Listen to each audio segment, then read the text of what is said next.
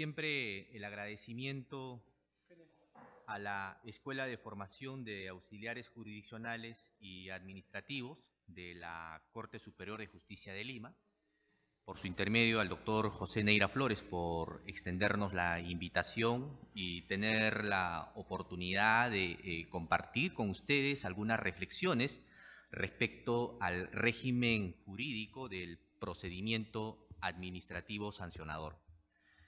Y como siempre va a ser un placer compartir, analizar, plantear algunos problemas conceptuales sobre el procedimiento sancionador y seguramente con la práctica que vamos en el desarrollo de la exposición formular, vamos a profundizar más los conceptos del procedimiento administrativo sancionador.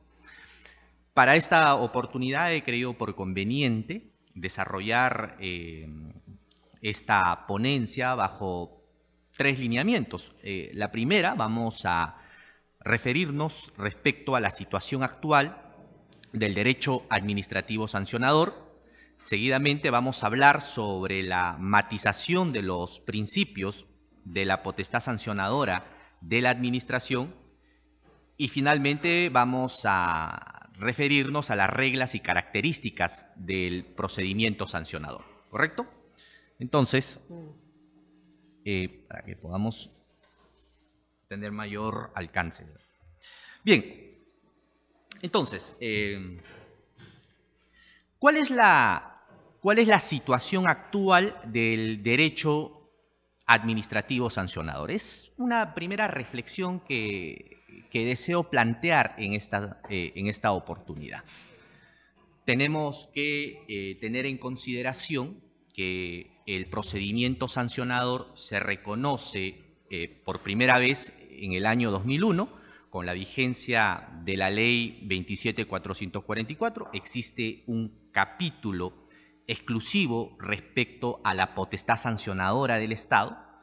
Sin embargo, el reconocimiento de este procedimiento sancionador tiene mucha influencia de la ley de procedimiento administrativo común y de las administraciones públicas españolas del año 1992. Si ustedes revisan la ley de procedimiento administrativo español del año 92 respecto al capítulo correspondiente al procedimiento administrativo sancionador, usted podrá finalmente determinar de que nuestro modelo tiene esta influencia, la influencia española. Desde esa perspectiva, partimos nosotros de que en nuestro país las administraciones públicas empiezan a implementar el procedimiento sancionador en los diferentes sectores, y eso lo vamos a analizar progresivamente. Pero quería de alguna forma señalar cuál es esa influencia que tenemos. Entonces, el procedimiento administrativo sancionador definitivamente tiene que, desde una lógica de su desarrollo, debe partir su fortalecimiento, su conceptualización desde las administraciones públicas. Y eso es lógico, ¿no? O sea, si el procedimiento administrativo sancionador se aplica dentro de las administraciones públicas, se supone que quienes deben desarrollarla, conceptualizarla, darle el dinamismo, son las mismas administraciones. Sin embargo, esta situación no se presenta como uno quisiera, sino que quienes han desarrollado el procedimiento administrativo sancionador en nuestro país ha sido por una parte el Tribunal Constitucional y por otra la Corte Suprema. Entonces aquí viene una primera reflexión que deseo plantearles, ¿no? Si hablamos de un procedimiento administrativo sancionador que se aplica en las entidades del Estado, donde los operadores administrativos son los que investigan, los que recogen los medios probatorios suficientes, que sancionan y en algunos casos tienen tribunales administrativos, ¿por qué no se ha construido un procedimiento administrativo sancionador desde la mirada y desde el enfoque público? Y entonces vamos a vamos a tener la oportunidad de conocer y además de identificar un conjunto de sentencias, primero del Tribunal Constitucional y luego también de la misma Corte Suprema, respecto a esta materia, a esta disciplina que estamos discutiendo. Y entonces, cuando el Tribunal Constitucional desarrolla el procedimiento administrativo sancionador, empieza identificando la teoría del jus puniendi del Estado. Y entonces realiza un análisis desde el punto de vista de que el jus puniendi del Estado es uno solo y por lo tanto su manifestación que se expresa tanto en el ámbito penal con determinados matices tiene que expresarse y aplicarse en el ámbito administrativo. Entonces, el Tribunal Constitucional resuelve este dilema porque antes de estas sentencias definitivamente se creía de que el procedimiento administrativo sancionador aplicado por la propia administración debería tener sus propias reglas, debería aplicar sus propios principios y hasta debería haber un alto grado de discrecionalidad en la administración pública. Sin embargo, con la sentencia que emite el Tribunal Constitucional, específicamente en esta sentencia, la 2050 del año 2002, donde desarrolla la naturaleza del jus puniendi y dice que tanto el principio de legalidad, el principio de tipicidad, el non bis in idem, el de culpabilidad, deben aplicarse con determinados matices al procedimiento administrativo sancionador y en especial a los procedimientos disciplinarios. Entonces, este es un aporte, no es nuevo, porque ya el Tribunal Supremo Español y el mismo Tribunal Constitucional Español en el año 1980 y el 82 respectivamente ya se habían pronunciado respecto.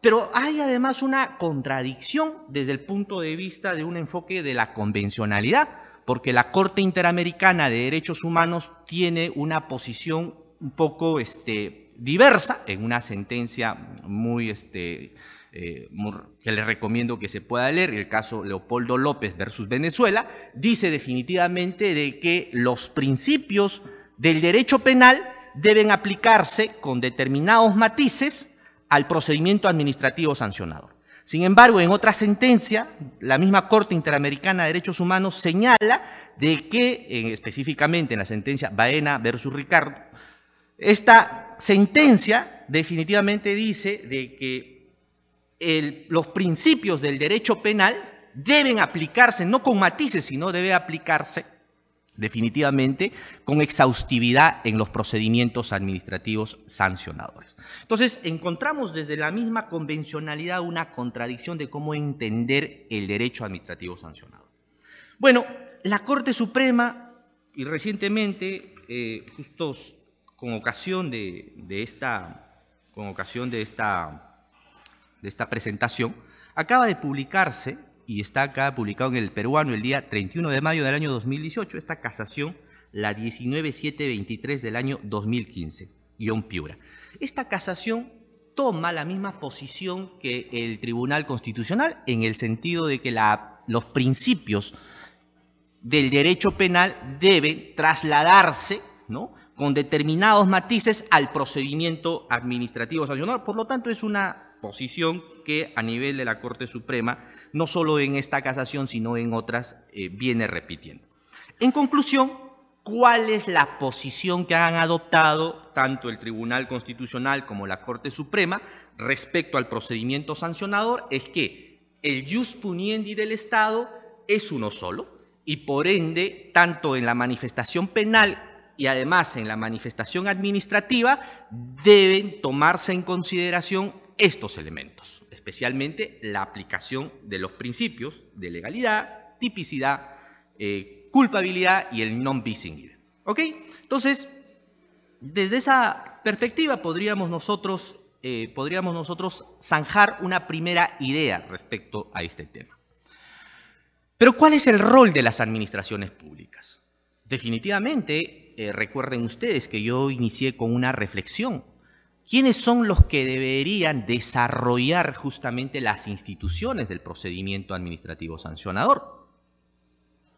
son las mismas administraciones, porque no olvidemos de que el control de constitucionalidad, o sea, refiriéndome al Tribunal Constitucional, tiene un enfoque más vinculado a una relación entre el control de la Constitución con las normas con rango de ley, y desde el punto de vista jurisdiccional existe una protección más de las garantías y de los derechos de los ciudadanos. Y la administración tiene otra filosofía u otro enfoque, que es la protección del interés general.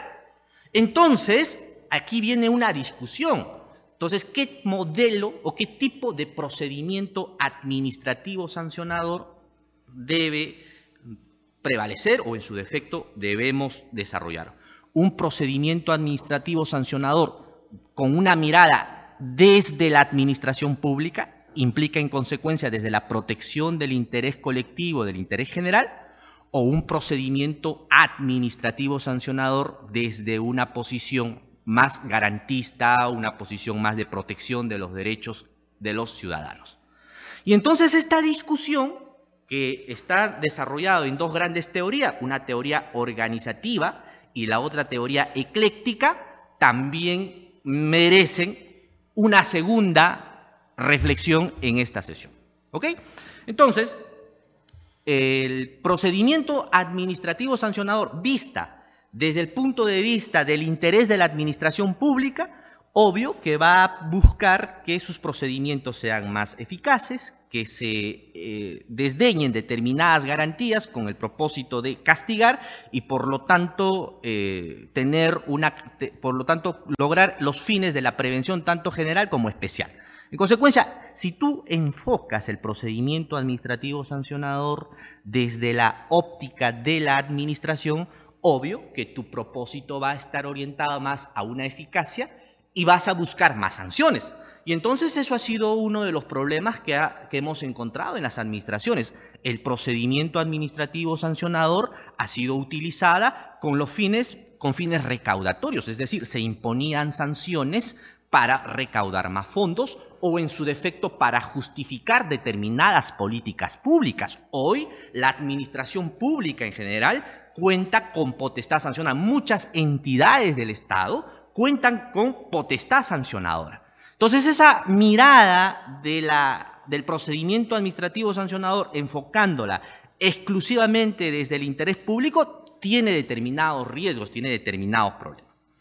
La otra mirada, enfocar el procedimiento administrativo sancionador desde la garantía y protección y reconocimiento de los derechos de los administrados, implica en consecuencia que se incorporen dentro de ese proceso los derechos, no solo los que están previstos en la Constitución, sino que además algunos derechos que se aplican, por ejemplo, al momento de litigar, como el acceso permanente al expediente, la solicitud de los informes orales en cualquier momento o en cualquier etapa del procedimiento, la posibilidad de interponer apelaciones o la necesidad de contar con una segunda instancia. En fin, entonces, esa posición definitivamente ha tenido mayor influencia dentro de nuestro ordenamiento, a tal extremo que con las últimas modificaciones que se han llevado a cabo a la 2744 a través de este decreto legislativo 1272, donde las principales reformas se dan especialmente en el capítulo del procedimiento sancionador, se han incorporado más derechos de los administrados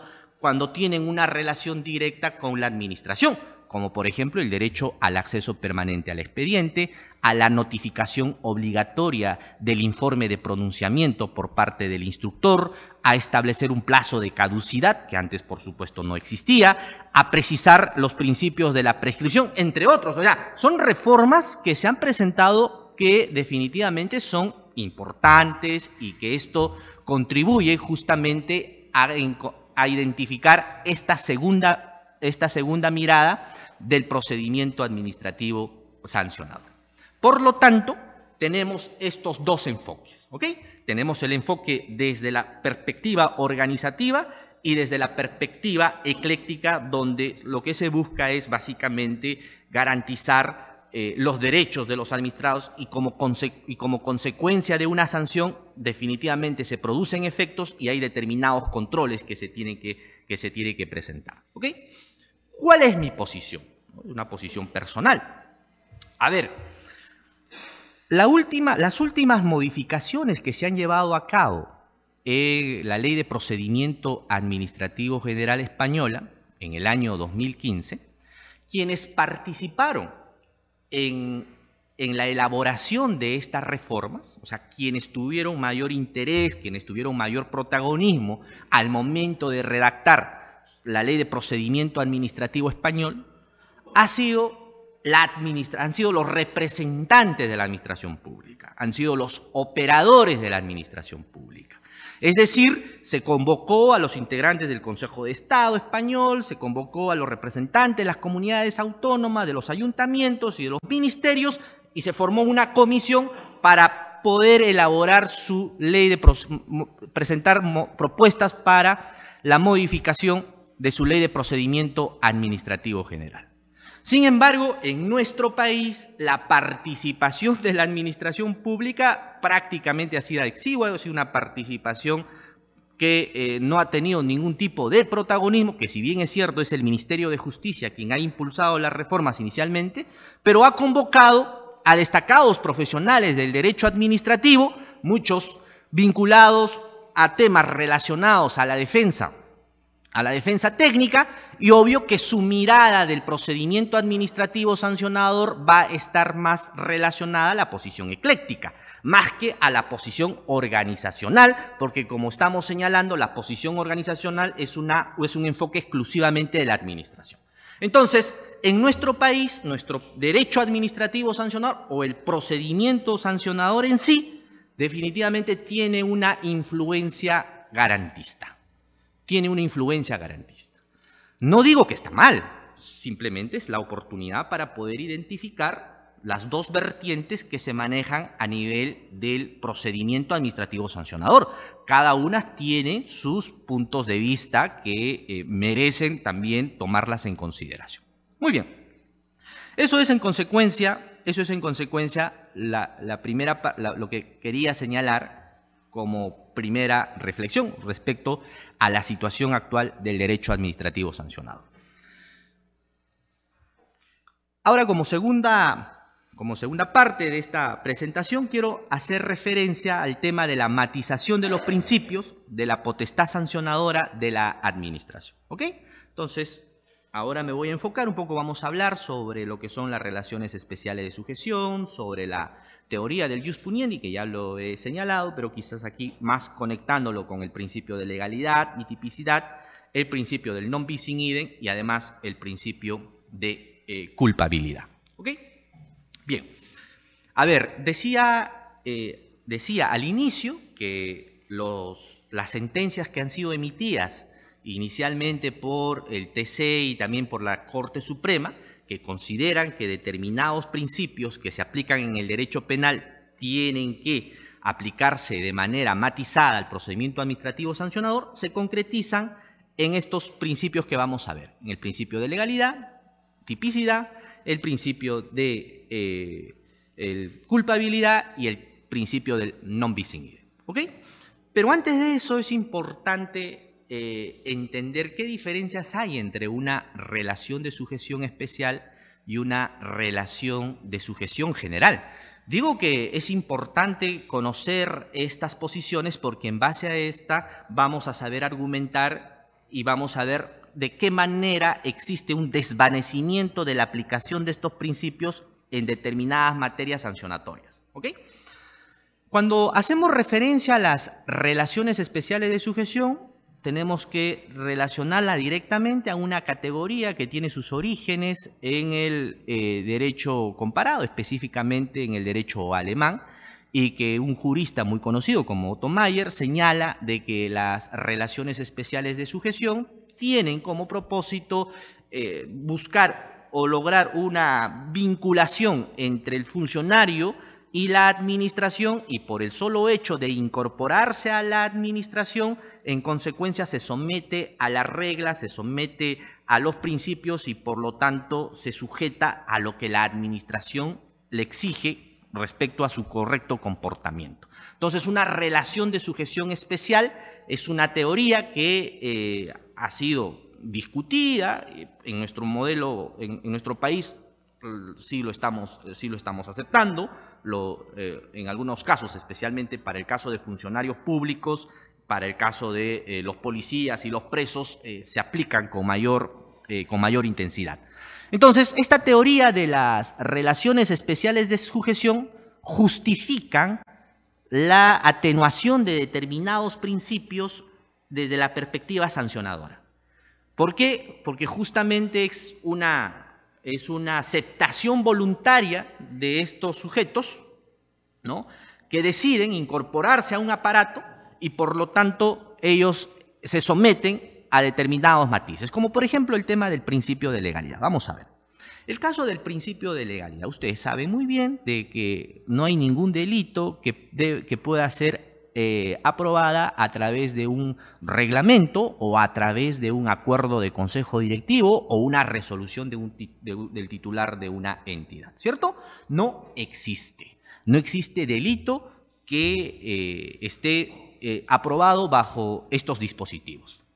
Los delitos, en el modelo peruano, son aprobados con normas, ya sea con ley o cuando es como consecuencia de una delegación de facultades por un decreto legislativo. Es más, los españoles han puesto una valla más alta y han establecido que los delitos deben ser aprobados por ley orgánica, es decir, la votación debe ser más intensa. Entonces, sin embargo, en el ámbito administrativo, en el procedimiento administrativo sancionador, sí se habilita la posibilidad de aprobar infracciones administrativas bajo decreto supremo, que se denomina la reglamentación, la colaboración reglamentaria, que puede aprobarse a través de acuerdos de consejo directivo, como sucede en el caso de las infracciones en temas ambientales, que está a cargo de la UEFA, o en su defecto a través de una resolución del titular de la entidad, como recientemente acaba de aprobarse las infracciones y sanciones para funcionarios y servidores públicos que son sancionados por la Contraloría General de la República. Entonces, fíjense ustedes estas matizaciones que se presentan. Mientras que el principio de legalidad en el ámbito penal, desde el punto de vista formal, tiene que aprobarse por normas con rango de ley, ya sea la ley ordinaria o en su defecto el decreto legislativo. Para las infracciones administrativas, aquí existe una matización. Por lo tanto, se habilita el reconocimiento de las infracciones administrativas a través de otros dispositivos que no necesariamente son con rango de ley. Sin embargo, aquí también nuestros tribunales, cuando me refiero a los tribunales, me refiero tanto al TC como a la Corte Suprema, han establecido un criterio que me parece interesante. Un criterio que, si bien es cierto, se da la facultad a la administración que apruebe sus propias infracciones, pero estas no pueden ir en contra o no pueden desnaturalizar las infracciones que por ley se reconocen. Entonces, esto es interesante, ¿ya? La única manera de reconocer las infracciones es, repito, desde el punto de vista administrativo, es con estas normas con rango de ley. Es decir, el legislador decide qué infracciones son las que tiene que reglamentarse. Y sobre estas, la administración pública tiene que desarrollarlas de manera exhaustiva. ¿Ok? Entonces, aquí sí me parece de que la flexibilidad o la matización es definitivamente muy polémica, ¿no? O sea, tú le das una carta abierta a la administración pública para que te pueda incorporar infracciones, y muchas veces estas infracciones tienen conceptos jurídicos indeterminados o en su defecto son genéricas. Ese es un problema que todavía aún no se resuelve, porque justamente partió el mismo TC de que hay que aplicarlo de forma matizada y no se está limitando estos temas. Entonces, hay infracciones en el ámbito administrativo donde se utilizan los conceptos jurídicos indeterminados. Por ejemplo, cuando usted encuentra el tema de el grave perjuicio al Estado o la grave afectación a los servicios públicos, ¿no? Son conceptos jurídicos indeterminados que vamos a encontrarla en las infracciones administrativas. ¿Ok? Entonces, desde ese punto de vista, vamos a encontrar las matizaciones. Otra matización, por ejemplo, vamos a identificarla en el principio del non bis in idem. Este principio del non bis in idem es uno de los principios que causa mucha polémica a nivel del procedimiento administrativo sancionador y vamos a ver cómo se está dando el desarrollo en la actualidad. ¿Ok? A ver, en nuestro país se ha reconocido administrativamente una categoría que se denomina la autonomía de responsabilidades, ¿ya? El TUO de la Ley de Procedimiento Administrativo General reconoce la categoría denominada autonomía de responsabilidades. Implica en consecuencia que la responsabilidad administrativa es independiente de la responsabilidad penal y la responsabilidad civil. Por lo tanto, un ciudadano, un funcionario, un policía, etcétera, puede tener una responsabilidad administrativa, pero además puede tener también una responsabilidad penal. En la sentencia que les he mencionado, la 2050 del año 2002, en esta sentencia se desarrolla los alcances del non bis in idem y el desarrollo desde el punto de vista tanto procesal como material, y además en esta sentencia se precisa que la inaplicación del non bis in idem solo procede cuando los fundamentos son diferentes. Hasta aquí creo que es claro. Por lo menos no hay una sentencia que tenga carácter vinculante, salvo hay un acuerdo plenario del año 2007, hay una sentencia de la Corte Suprema del año 2007 que sí definitivamente es más clara cuando tiene que diferenciar entre la responsabilidad penal y la responsabilidad disciplinaria de los funcionarios. Esa sí tiene un carácter de precedente vinculante porque así mismo lo señala. Pero desde el punto de vista de las sentencias constitucionales no hay ninguna que pueda esto finalmente cerrar y zanjar el tema.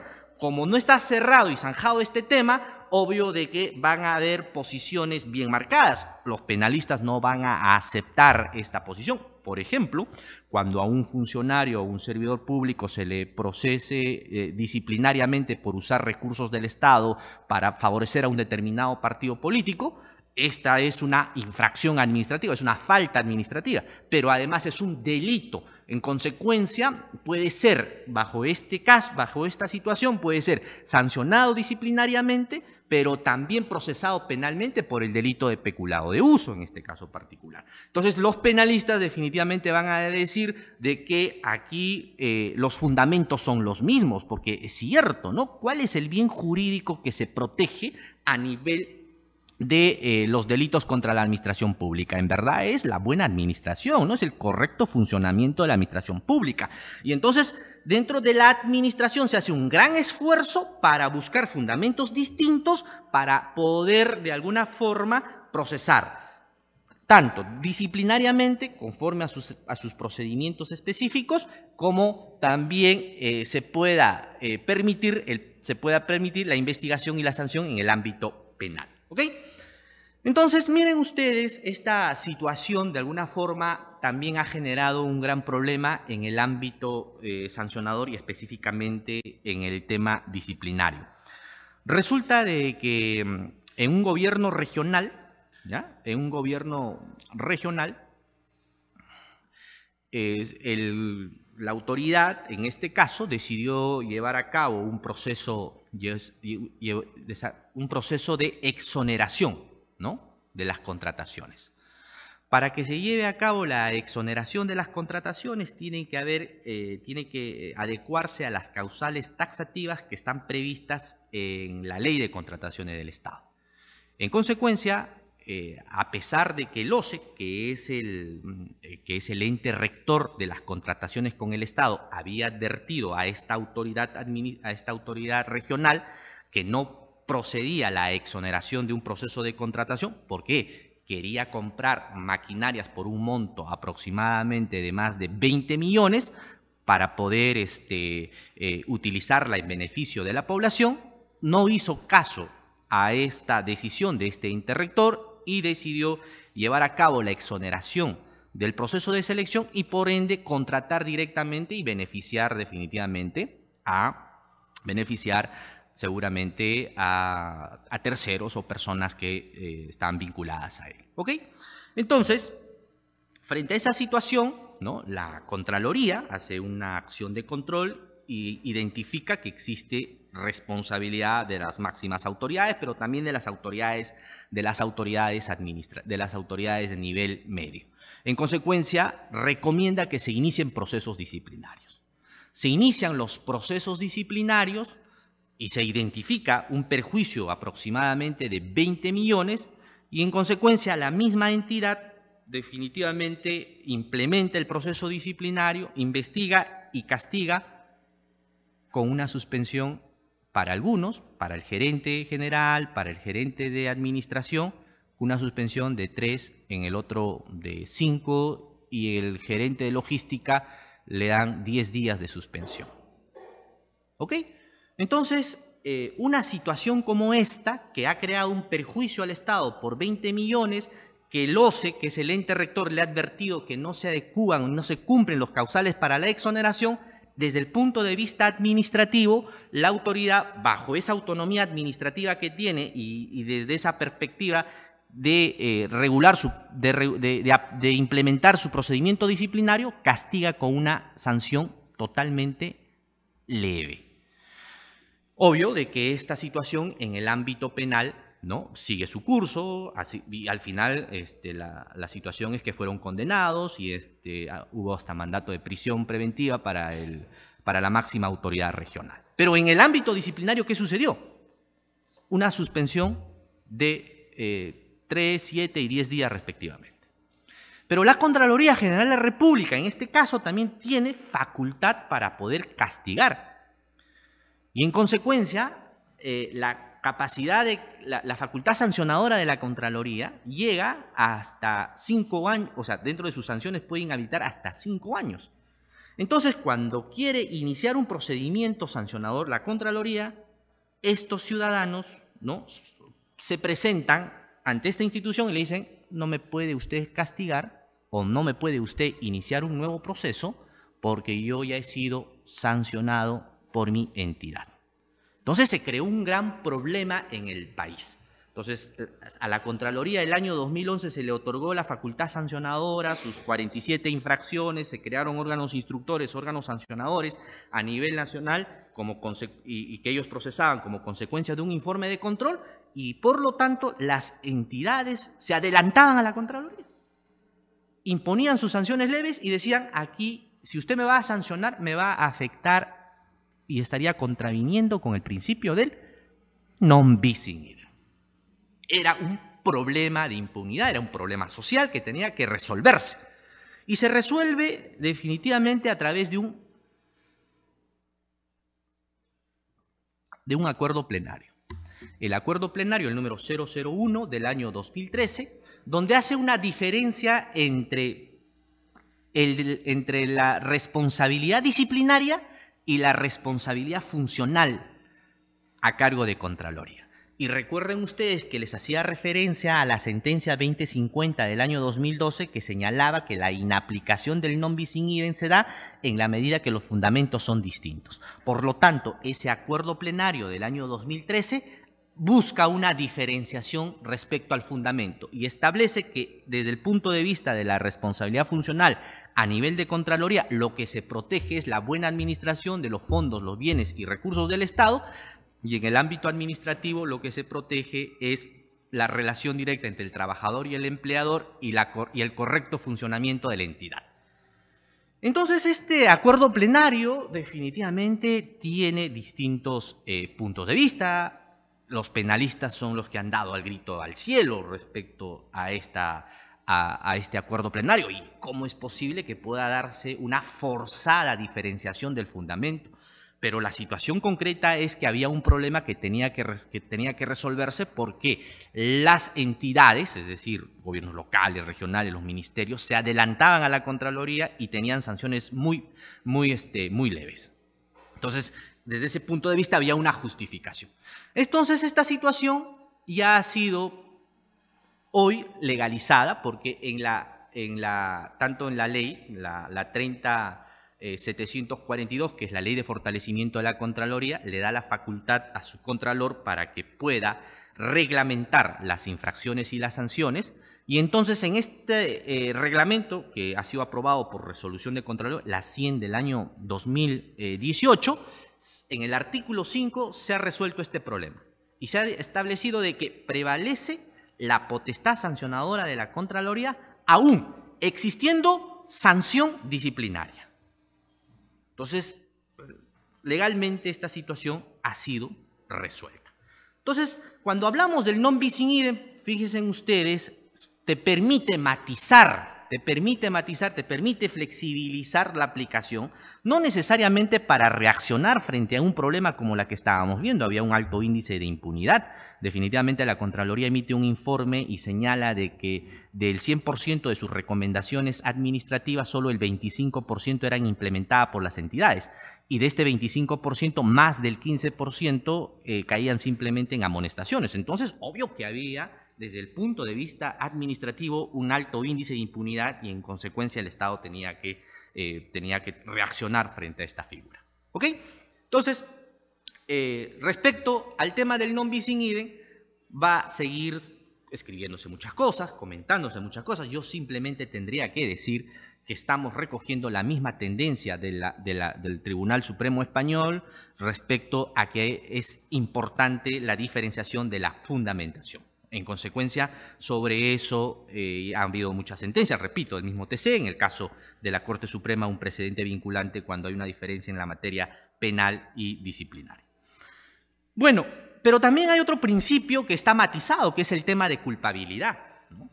El principio de culpabilidad en el ámbito administrativo se reconoce, por ejemplo, la responsabilidad objetiva. Mientras que en el ámbito penal la responsabilidad subjetiva es la regla, sin embargo en el ámbito administrativo se da la posibilidad que las infracciones administrativas sean objetivas. Y cuando hablamos de una responsabilidad objetiva, nos estamos refiriendo a la sola identificación de la conducta y el incumplimiento normativo. Usted incumplió con la norma y por lo tanto tiene que ser sancionado. La norma dice textualmente que los recursos del canon debe utilizarlo exclusivamente para obras de infraestructura y proyectos de inversión, y si usted ha incumplido con esa ley y en vez de utilizarlo para esos aspectos, lo ha utilizado para incrementar remuneraciones, en consecuencia usted tiene que ser castigado, ¿no? La responsabilidad objetiva se refiere específicamente a identificar la conducta con el incumplimiento normativo. Oye, pero hay que valorar los aspectos, si hubo o no negligencia, si hubo o no intencionalidad, si hubo ánimos o no de perjudicar al Estado. No. Estos aspectos, cuando hablamos de una responsabilidad objetiva, no son parte de una valoración.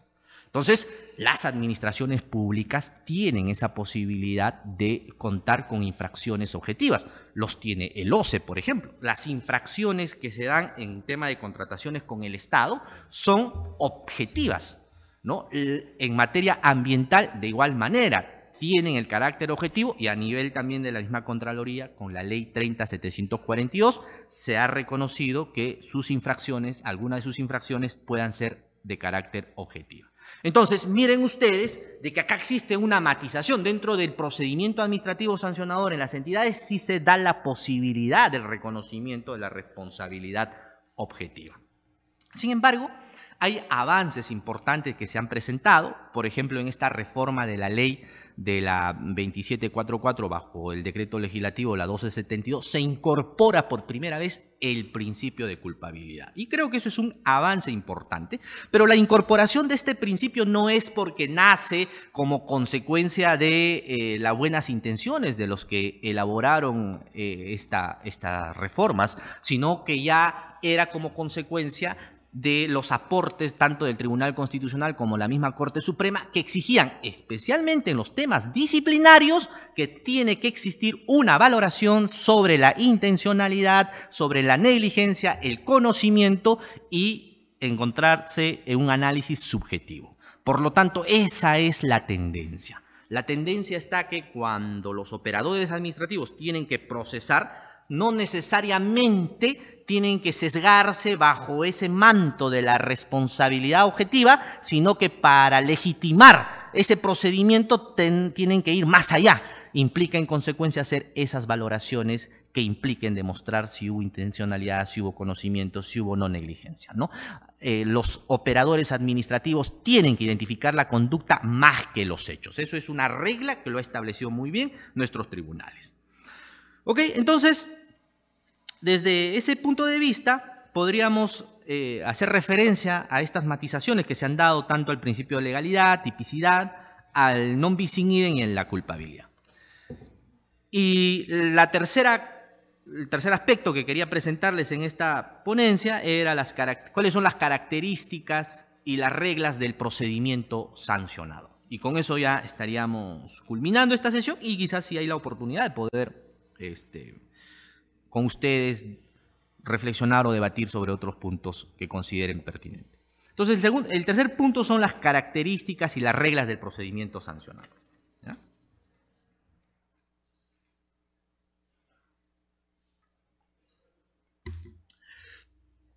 A ver, dentro de las características del procedimiento administrativo sancionador se ha creído por conveniente incorporar esta diferenciación entre la autoridad instructora y la autoridad sancionadora. Ese es un avance importante. Hoy es obligatorio que en los procedimientos administrativos sancionadores exista esa diferenciación claramente definida por parte de un funcionario que se encargue de instruir, que se encargue de investigar, que se encargue de recolectar las pruebas que sean necesarias para que al final tome la decisión de iniciar o no un procedimiento administrativo sancionado. Y en esta parte vamos a entrar a otra reflexión. Mis estimados amigos, ¿cuál es el problema dentro del procedimiento administrativo? Fundamentalmente está en el tema probatorio. La mayor parte de los procedimientos administrativos sancionadores que son observados o son declarados nulos o en su defecto por el contencioso administrativo, justamente se debe a que durante el desarrollo del procedimiento la autoridad instructora no reúne las pruebas suficientes y no complementa adecuadamente, ya sea para iniciar o en su defecto para acusar. Entonces aquí hay algunas debilidades que se tiene que mejorar. No olvidemos que este procedimiento administrativo sancionador tiene la misma concepción que un procedimiento judicial, o sea, hay una etapa investigativa que está a cargo del instructor, es más o menos como en el ámbito, es como el fiscal que se encarga de la investigación y la acusación, y tiene aparte una autoridad sancionadora que es la que al final toma la decisión si existe o no una infracción, lo mismo que sucedería en el ámbito judicial que se enarbola en la figura del juez. Entonces, esta concepción es una de las características que se da. Pero esta diferenciación entre la autoridad instructora y la autoridad sancionadora no es nueva. Repito, esto ya estaba prevista desde el año 2001, cuando se aprueba la ley 2744, pero más aún en el año 1992 con el modelo español.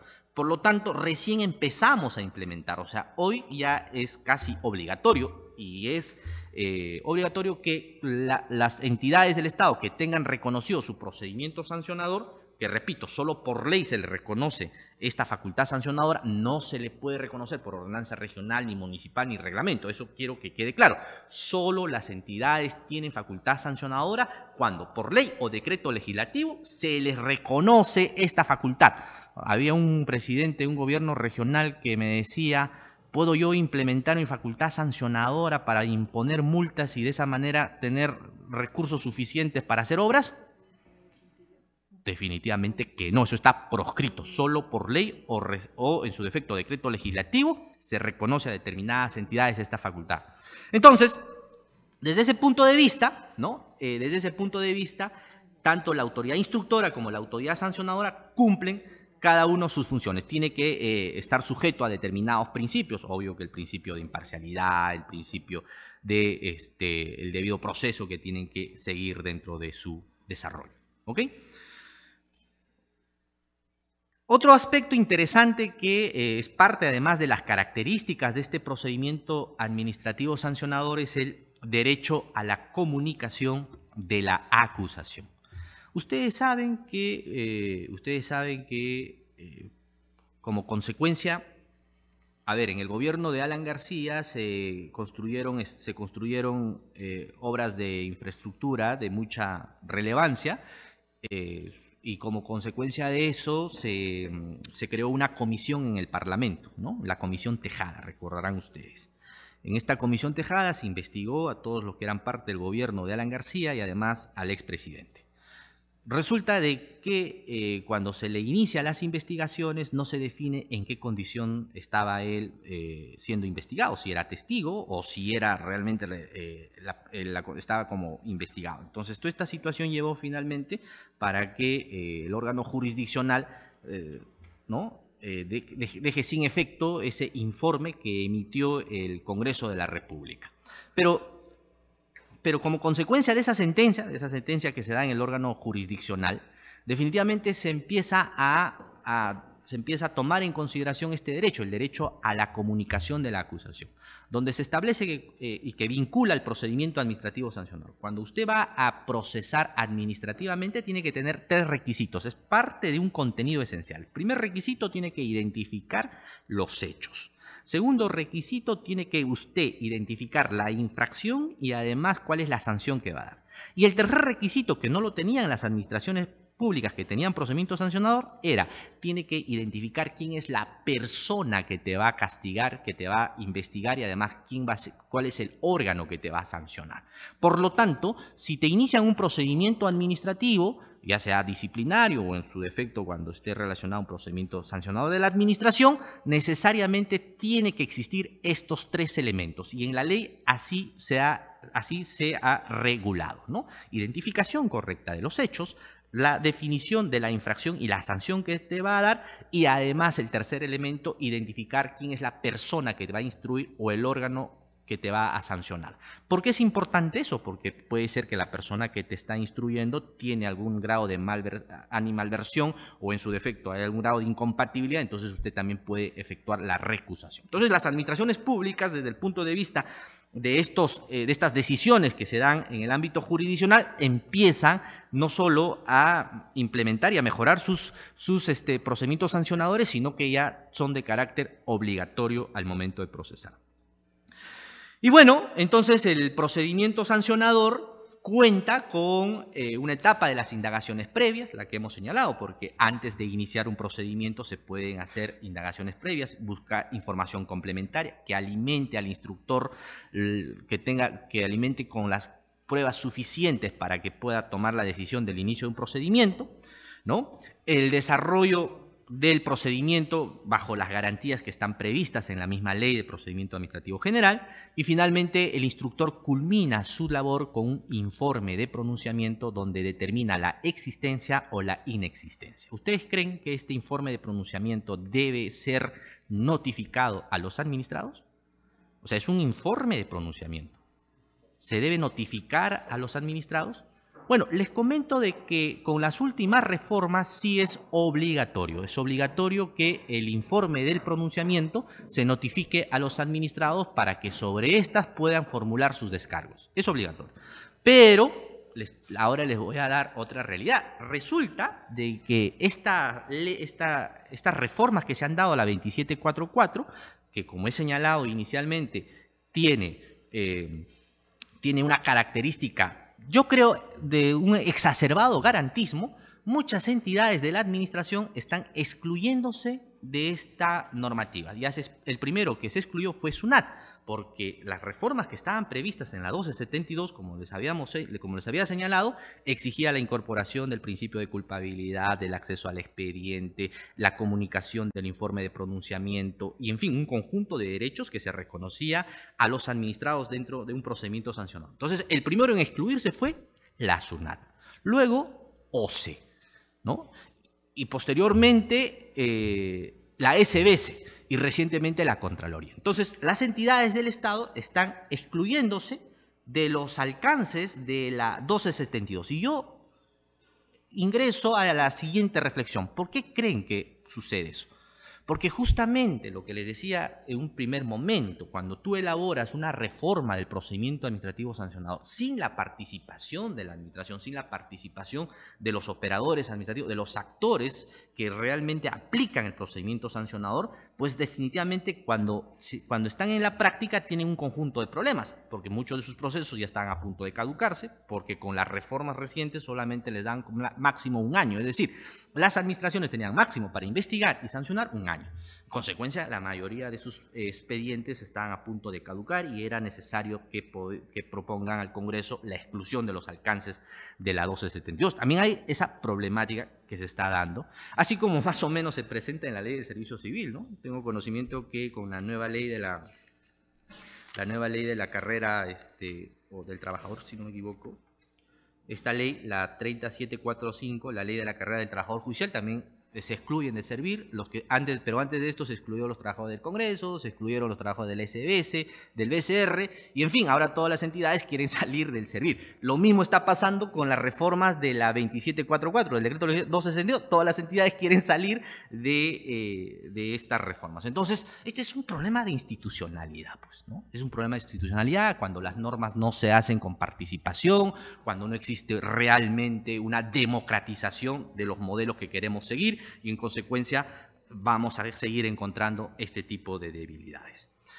Muy bien, amigos, yo creo que, quería compartir con ustedes estos 3 puntos. En primer lugar, la situación actual del derecho administrativo sancionador, desde un punto de vista más alegórico, podría decir de que es un adolescente, ¿ya? Es un adolescente que, como está en un proceso, un adolescente que está desarrollando, que está en un proceso de desarrollo, pero es un adolescente inseguro, porque recibe diferentes opiniones, diferentes orientaciones, y entonces no sabe muchas veces lo que quiere y puede tomar decisiones que al final pueden perjudicarle en el futuro. Eso más o menos sucede con el procedimiento administrativo sancionador peruano. El derecho administrativo sancionador peruano es un adolescente que recibe muchas influencias del Tribunal Constitucional, del mismo Poder Judicial. No digo que están mal, pero los padres quienes deberían participar en la formación, que es, en este caso, sería la administración pública, no tiene ese protagonismo. Eso tiene que mejorarse. Entonces, es una tarea de los tribunales administrativos. No olvidemos que las entidades públicas que tienen procedimiento sancionador cuentan con tribunales administrativos, el Tribunal Fiscal, el Tribunal de Los, el Tribunal de Indecopi, el Tribunal del Consejo de Minería, de la Contraloría, el Tribunal de la Policía, en fin, casi la mayoría de las entidades cuentan con sus tribunales, pero sus tribunales administrativos no están construyendo, no están desarrollando las instituciones propias del procedimiento sancionador, a tal extremo que en esta casación que les he hecho referencia, la casación 19723 del año 2015, la Corte Suprema ha desarrollado ya el tema de la figura de la suspensión de la prescripción.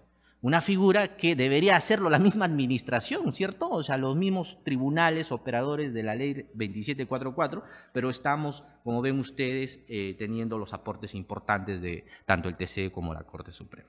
Y el segundo punto sobre el tema de las matizaciones del principio de la potestad sancionadora, hemos señalado que se sigue esa corriente, es una corriente ya desde el año 80, que ya los españoles lo habían implementado a través de sus tribunales, de que estos se aplican con matices, los principios del derecho penal se aplican con matices al procedimiento administrativo sancionador, y va también dentro de la línea de la convencionalidad que se da a través de la Corte Interamericana de Derechos Humanos, tanto en el principio de legalidad, tipicidad, el principio del non bis in idem y culpabilidad. Sobre el non bis in idem me atreví a plantearles un problema que seguramente lo van a escuchar y van a ampliar más sobre ese asunto, debido justamente a que hay posiciones bien marcadas por parte de especialistas en el derecho penal. Y finalmente, las características y las reglas, cosas interesantes como la diferenciación entre la autoridad instructora y la autoridad sancionadora, pero dando más énfasis en que la autoridad instructora tiene esa facultad de poder reunir las pruebas, las evidencias suficientes para definir el inicio o no de un procedimiento sancionador, y una vez que esté convencido, determinar o no recomendar o no la existencia de una infracción. Yo creo que esos son los temas que he querido compartir esta tarde con ustedes, y les agradezco por ser pacientes conmigo en esta ocasión. Muchas gracias.